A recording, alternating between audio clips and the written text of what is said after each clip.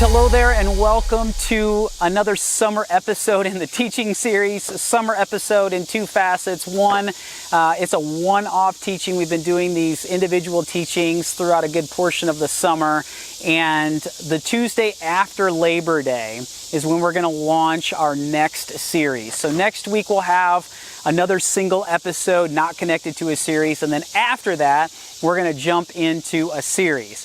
And summer on the second kind of level, which is it is hot here in the Nashville area. The insects are out, so this is not like a fuzz problem with the mic, is that these critters are noisy.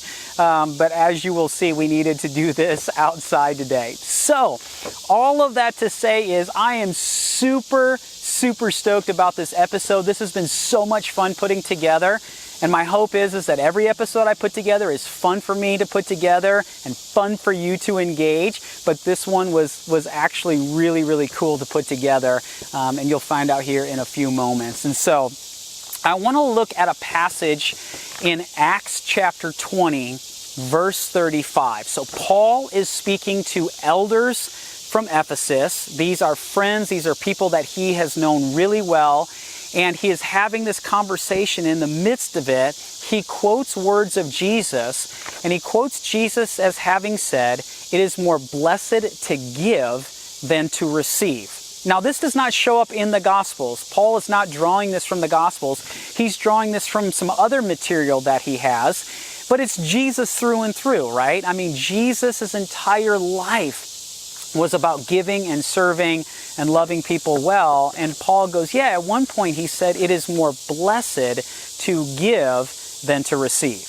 Now, Paul is most likely speaking Greek to the elders at this point. Luke, who is recording this in Acts, is definitely recording this in Greek. But what I want to do is I want to show you what the Hebrew word to give means. Not the Greek, but going further back to the Hebrew, because this would have informed Jesus' theology, this would have informed Paul's theology, and Jesus would have been fluent in Hebrew, and and so giving, this idea would have been, in the backdrop for him as well. And so the word to give in Hebrew is the word natan. Now in Hebrew there are 22 consonants, there are no vowels, but I have supplied the vowel sounds here in the transliterated English here of the word natan so that you can see that. And also with Hebrew you read right to left, and the word natan is just 3 letters. It's nun, tav, nun.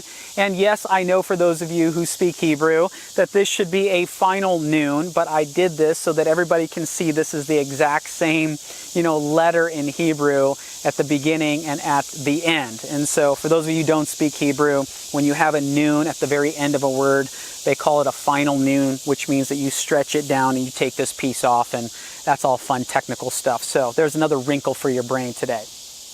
But here's the idea behind this word natan in Hebrew, is that Hebrew is a very visual language. It's a verbal-based language, means all the words are based on verbs, and so it stresses action. So there are visual components, there are action components, but the other thing is that words actually, some of the words represent truth and reality in life as well. So, for example, what do you notice about this word?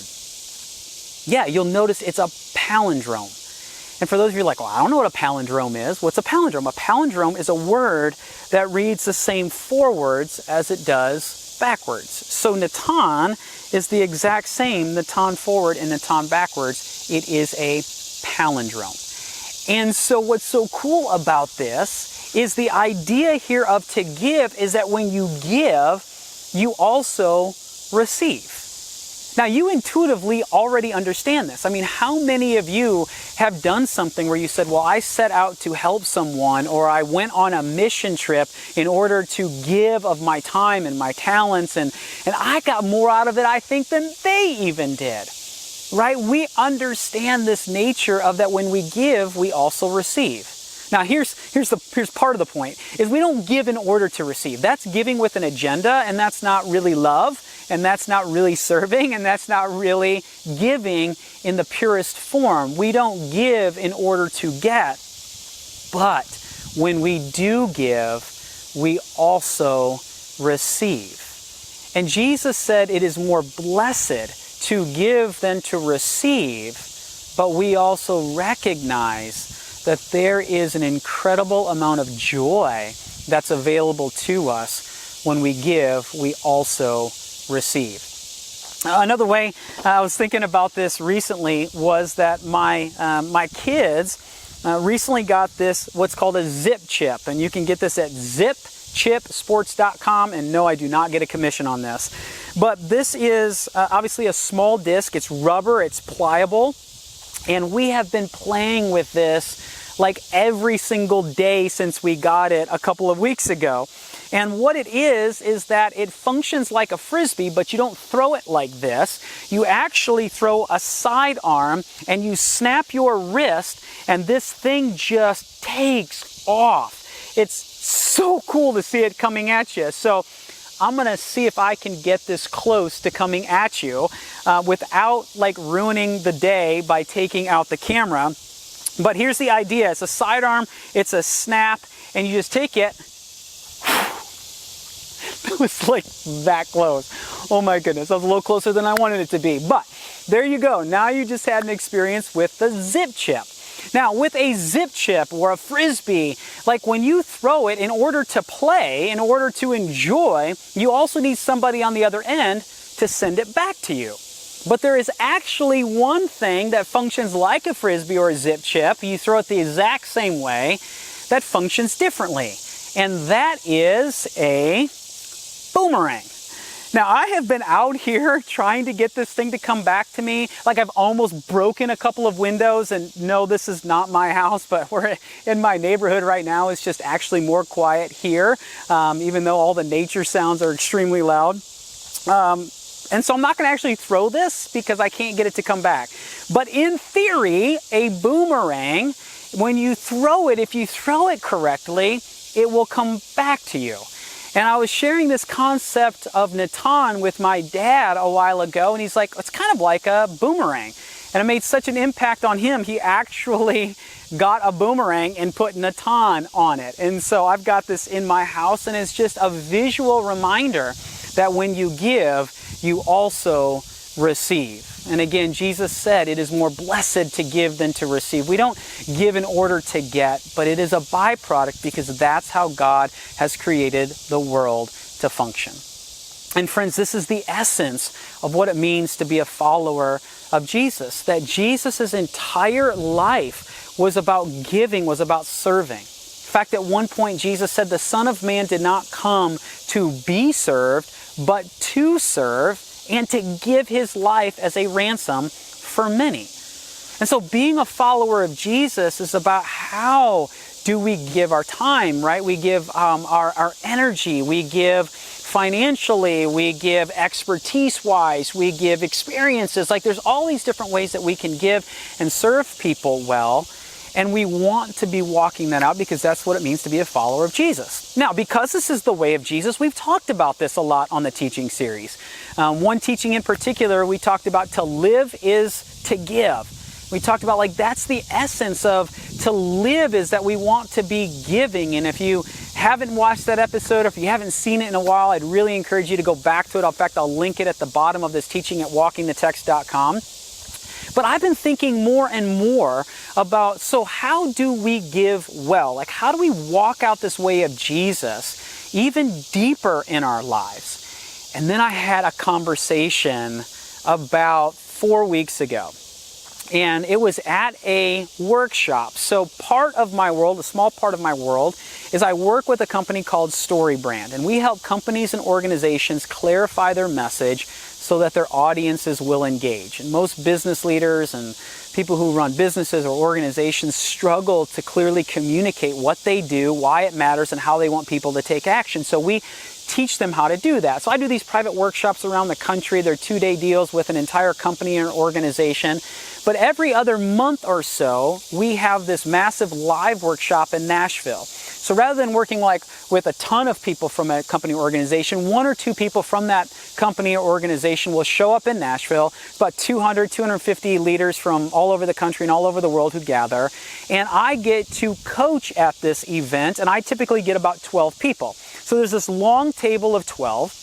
And as the participants come in, they don't know, what's going on. They just find a place to sit. It's just open seating, but where they sit, they're there for the next 2 days. And when they sit in my section, I get to come to them and say, hey, my name is Brad, and I get to coach you over the next 2 days. Tell me a little bit about, where you're coming from. And so I came up to these 2 gentlemen. I saw that they were part of the gathering. And I said, where are you guys coming from? They said, we're from Orlando. I was like, oh man, there's a really great church there, Discovery Church. I get to teach there several times a year. Some of my best friends are in the Orlando area. And I said, what are you connected to? And they said, Disney. And I said, of course you are. And they said, well, not like in that way. Our organization, which is called The Gathering, serves people who work at Disney. And so clearly, nonprofit organization and a Christian organization. And this was fun for me to go, so tell me more about this. And they said, well, there's a number of things that we do, and we're trying to get all of our things kind of clarified. That's why we're here for the workshop. But the 2 big things we do is this. One is you have all of these cast members, the people that work at Disney, who come from all over the United States, and in some cases all over the world, particularly those who are at Epcot. And they said that they come and they're serving, and they're working their tail end off, right? And they're either there for an internship or for a specified period of time, or maybe they actually are employed, and they work all these odd hours, and they can't get into any consistency when it comes to either attending a church service or just being fed spiritually, and we provide those avenues for them. And so they walked me through how they did it. And so they're helping them, find community and small groups and study the Bible and have these really great, experiences while they're at Disney. The other aspect they said is we give families ideas for how they can serve the cast members when they go to Disney. And I heard them say that, and my family and I, we've been to Disney, right? It's really expensive, and it's the most amazing experience, but it's very expensive. And you spend all of these months planning and getting fast passes, and you're organizing the days, and you're trying to figure out when do you need breaks, and you don't want your kids just losing it on you because you spend a lot of time and energy, and you want to make sure that you maximize the time but not overwork them. You're not thinking about other people. And they said, but that's what we help people do. And I go, why? Why do you do that? And they say, because we have found that when families do small, random acts of kindness with the cast members, it accentuates their experience at Disney, and we continue to help them to understand the way of Jesus never takes a break. And it's very life-giving to live this out on a day-to-day basis, even when you're taking your family to Disney. And I was like, okay, you're getting me hooked now. And they said, here's our idea. To serve those who serve you. And I was like,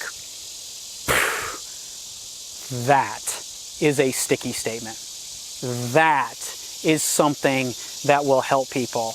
And I said, okay, this is amazing. So I helped them over the 2 days, and just recently I contacted them and said, all right, this thing has messed with me in such a great way, and I want to do a whole teaching series episode on it. Can I get your permission? Can I use that thing as my title for the teaching? And they said, yes, absolutely. So I got permission for all of this, and I said I would link their website underneath the video at walkingthetext.com. And they said, fantastic, just let your audience know that it's a work in progress. We've just got some initial stuff up. We're getting ready to redo everything based on, the 2 days that we had with you and StoryBrand and the rest of the teaching team there.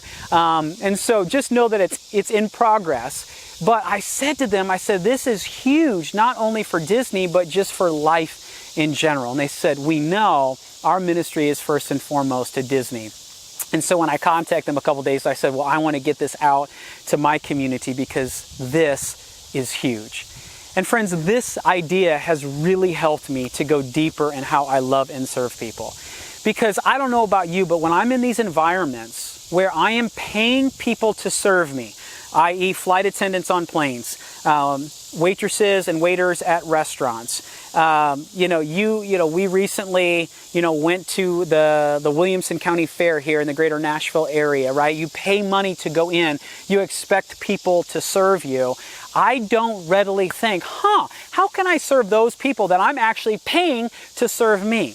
And yet, this serve those who serve you has literally messed with me in the best way. Because now, for the last month, every single time I've engaged with someone who is serving me, this sticky statement comes into my mind: serve those who serve you.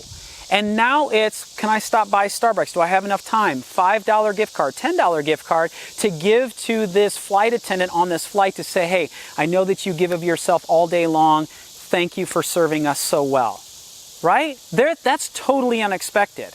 The gathering, this group does the Love on Stage is how you serve that to cast members. Like, they give you all these different ideas to do to the cast members, little cards of encouragement, little gift cards, little this, little that. And I've been taking those ideas and going, how can I do that for the waitress, right? The flight attendant, for the person who is picking me up in the economy lot, who is taking me to the terminal at the Nashville airport. What can I do to serve them because they're serving me? And it's been fun to pitch this to my family and have my kids be thinking through this. And literally over the last month, when we have been served, we've been asking the question, how can we serve those who are serving us? And once again, we are experiencing it is more blessed to give than to receive.